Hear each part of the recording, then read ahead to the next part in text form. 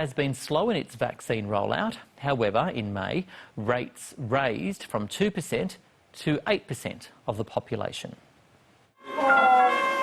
This is an emergency ward in Japan's largest port city, Osaka. Medical staff say the last month has been gruelling, the country's fourth wave of COVID infections straining the healthcare system.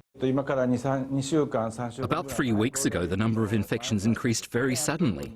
Many patients couldn't get into hospital. They had to wait at home, and by the time they got to hospital, their condition was much worse. This was the case for 74-year-old Kasuyuki Shiota. He was unable to find a hospital bed for almost a week while battling the virus. His daughter wants her identity protected, but is unafraid to lay blame for her father's death. This country is run by politicians who take people's lives so lightly and want to go ahead with the Olympics. We have lost 2,000 people in Osaka. According to recent polls, 80% of those questioned in Japan oppose hosting the Olympic Games in 50 days' time. 10,000 volunteers have quit since February. Japan's most senior medical advisor today issuing one of the strongest warnings yet, describing the decision to proceed with the Games amid the pandemic as not normal. These Games, what exactly are they for?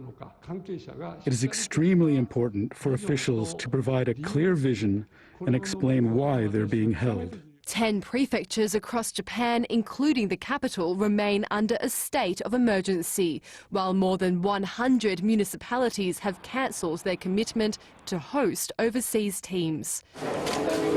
The government racing to vaccinate its citizens. About 8% of the population have received at least one dose of the vaccine. With low vaccination rates, low testing rates, and people coming in with potentially low vaccination rates themselves, it's basically a recipe for not a fifth wave potentially. The decision to cancel the Games is largely in the hands of the International Olympic Committee.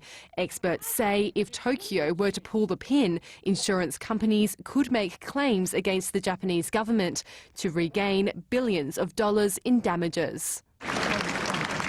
In an attempt to prove Olympic stadiums will not be the source of a super-spreading event, Japanese authorities have pointed to community sporting events, where they say no transmission has occurred.